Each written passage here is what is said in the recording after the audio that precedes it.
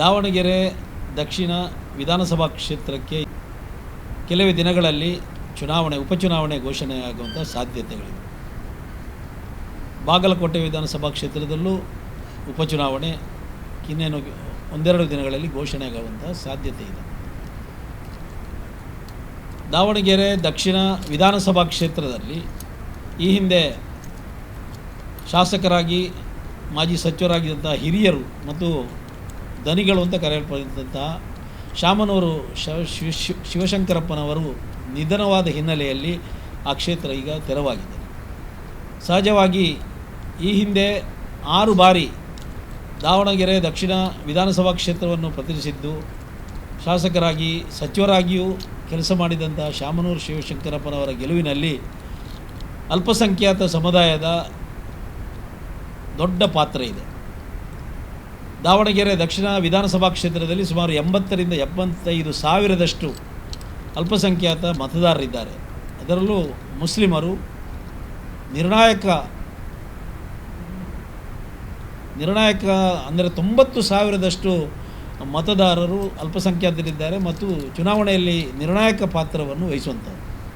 ಕಳೆದ 2023ರ ಚುನಾವಣೆಯಲ್ಲಿ ಶಾಮನೂರು ಶಿವಶಂಕರಪ್ಪನವರು ಚುನಾವಣೆ ಸಂದರ್ಭದಲ್ಲಿ ಸಾರ್ವಜನಿಕ ವೇದಿಕೆಗಳಲ್ಲಿ ಭಾಷಣ ಮಾಡ್ತಾ, ಇದು ತನ್ನ ಕೊನೆಯ ಚುನಾವಣೆ ಎಂದು, ಮುಂದೆ ನಾನು ಚುನಾವಣೆಯಲ್ಲಿ ಸ್ಪರ್ಧಿಸುವುದಿಲ್ಲ, ಮುಂದೆ ನನ್ನನ್ನು ಈ ಹಿಂದೆ ಬೆಂಬಲಿಸಿದಂಥ ಮುಸ್ಲಿಂ ಸಮುದಾಯದಿಂದ ಅಭ್ಯರ್ಥಿಯನ್ನು ಕಾಂಗ್ರೆಸ್ ಪಕ್ಷದಲ್ಲಿ ಗೆಲ್ಲಿಸಿಕೊಂಡು ಬರುವಂಥ ಜವಾಬ್ದಾರಿ ನನ್ನದಿದೆ ಎಂಬ ಮಾತುಗಳನ್ನು ಸಾರ್ವಜನಿಕವಾಗಿ ಹೇಳಿಕೊಂಡಿದ್ದರು ಮತ್ತು ಸಾಮಾಜಿಕ ಜಾಲತಾಣದಲ್ಲಿ ಇದು ವೈರಲ್ ಆಗಿತ್ತು. ಸಹಜವಾಗಿ ಇದೀಗ ದಾವಣಗೆರೆಯಲ್ಲಿ ಅಲ್ಪಸಂಖ್ಯಾತ ಮುಸ್ಲಿಂ ಸಮುದಾಯಕ್ಕೆ ಕಾಂಗ್ರೆಸ್ ಪಕ್ಷದಿಂದ ಟಿಕೆಟ್ ನೀಡುವಂತೆ ಬಹಳ ದೊಡ್ಡ ಆಗ್ರಹ ಕೇಳಿಬರತೊಡಗಿದೆ ಮತ್ತು ರಾಜ್ಯದಾದ್ಯಂತ ಎಲ್ಲ ಕಡೆ ಈ ಬಗ್ಗೆ ಪತ್ರಿಕಾಗೋಷ್ಠಿ ನಡೆಸಿ ರಾಜ್ಯದ ಅಲ್ಪಸಂಖ್ಯಾತ ಮುಸ್ಲಿಮರು ದಾವಣಗೆರೆ ದಕ್ಷಿಣ ವಿಧಾನಸಭಾ ಕ್ಷೇತ್ರದಲ್ಲಿ ಮುಸ್ಲಿಮರಿಗೆ ಟಿಕೆಟ್ ಕೊಡುವಂತೆ ಹೈಕಮಾಂಡನ್ನು ಆಗ್ರಹಪಡಿಸ್ತಾ ಇದ್ದಾರೆ. ದಕ್ಷಿಣ ಕನ್ನಡ ಜಿಲ್ಲೆಯ ಕಾಂಗ್ರೆಸ್ ಅಲ್ಪಸಂಖ್ಯಾತ ಘಟಕದ ಸಮಿತಿಯ ಸಭೆಯಲ್ಲೂ ಈ ಬಗ್ಗೆ ನಾವು ನಿರ್ಣಯವನ್ನು ಮಾಡಿದ್ದೇವೆ ಮತ್ತು ಮಾನ್ಯ ಮುಖ್ಯಮಂತ್ರಿಗಳಿಗೆ ಮತ್ತು KPCC ಅಧ್ಯಕ್ಷರಿಗೆ ಮನವಿಯನ್ನು ನಾವು ನಿಯೋಗದಲ್ಲಿ ತೆರಳಿ ಕೊಡುವವರಿದ್ದೇವೆ. ದೆಹಲಿಯ ಹೈಕಮಾಂಡಿಗೂ ನಾವು ಈ ಸಂದೇಶವನ್ನು ತಲುಪಿಸ್ತಾ ಇದ್ದೇವೆ.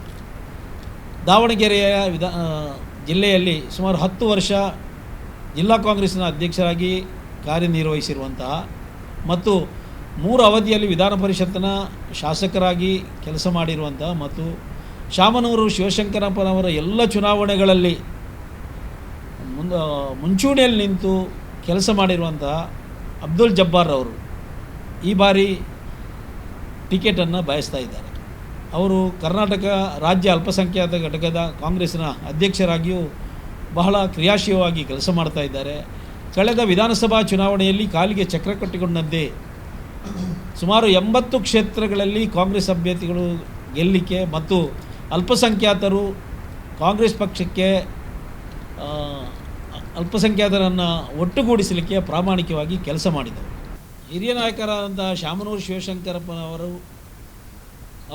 ಶಾಸಕರಾಗಿ ಮಂತ್ರಿಗಳಾಗಿ ಕೆಲಸ ಮಾಡಿದವರು.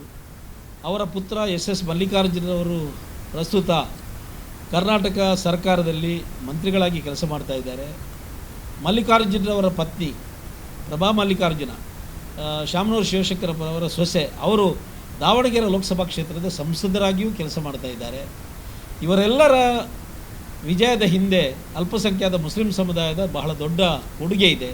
ಇದನ್ನು ಅವರು ಪರಿಗಣಿಸಬೇಕು ಮತ್ತು ಈ ಬಾರಿಯ ವಿಧಾನಸಭಾ ಚುನಾವಣೆಯಲ್ಲಿ ಅಭ್ಯರ್ಥಿಯ ಆಯ್ಕೆಯಲ್ಲಿ ಪ್ರಭಾ ಮಲ್ಲಿಕಾರ್ಜುನ ಇರ್ಬೋದು, SS ಮಲ್ಲಿಕಾರ್ಜುನ ಇರ್ಬೋದು ಮತ್ತು ಶಾಮನೂರು ಶಿವಶಂಕರಪ್ಪನವರ ಕುಟುಂಬ ಮುಂದೆ ನಿಂತು ಅಲ್ಪಸಂಖ್ಯಾತ ಮುಸ್ಲಿಂ ಅಭ್ಯರ್ಥಿಯಾಗಿ ಅಬ್ದುಲ್ ಜಬ್ಬಾರ್ ಅವರಿಗೆ ಅವಕಾಶ ಮಾಡಿಕೊಡಲಿಕ್ಕೆ ಪ್ರಾಮಾಣಿಕವಾದ ಪ್ರಯತ್ನ ಮಾಡಬೇಕು ಅಂತ ಈ ಸಂದರ್ಭದಲ್ಲಿ ನಾವು ಕೇಳಿಕೊಳ್ತಾ ಇದ್ದೇವೆ. ರಾಜ್ಯದಾದ್ಯಂತ ಈಗಾಗಲೇ ಒಕ್ಕೊರಲ ಆಗ್ರಹ ಕೇಳಿ ಬರ್ತಾ ಇದೆ. ಹೈಕಮಾಂಡಿಗೂ ಈ ಬಗ್ಗೆ ಈಗಾಗಲೇ ನಾವು ಈ ವಿಷಯವನ್ನು ಮುಟ್ಟಿಸಿದ್ದೇವೆ. ಯಾವುದೇ ಕಾರಣಕ್ಕೆ ಅನ್ಯಥಾ ದಾವಣಗೆರೆ ವಿಧಾನಸಭಾ ಕ್ಷೇತ್ರದಲ್ಲಿ ಅಭ್ಯರ್ಥಿ ಆಯ್ಕೆಯಲ್ಲಿ ಯಾವುದೇ ತೊಂದರೆಗಳಾಗಬಾರ್ದು. ಈಗಾಗಲೇ ಅಲ್ಲಿಯ ಮುಸ್ಲಿಂ ಮುಖಂಡರುಗಳು ಸಾಮೂಹಿಕವಾಗಿ ಸಭೆ ಸೇರಿ ಈ ಬಗ್ಗೆ ಒಕ್ಕರ ಆಗ್ರಹವನ್ನು ಮಾಡಿದ್ದಾರೆ. ಯಾವುದೇ ಕಾರಣಕ್ಕೂ ಇಲ್ಲಿ ಈ ಬಾರಿ ಟಿಕೆಟ್ ಕೊಟ್ಟರೆ ಅದು ದಾವಣಗೆರೆ ದಕ್ಷಿಣ ವಿಧಾನಸಭಾ ಕ್ಷೇತ್ರ ಕಾಂಗ್ರೆಸ್ಸಿನ ಭದ್ರಕೋಟೆ. ಅದು ಈ ಹಿಂದಿನ ಚುನಾವಣೆಗಳಲ್ಲಿ ಅದರ ಬಗ್ಗೆ ಯಾವುದೇ ಸಂಶಯ ಇಲ್ಲ.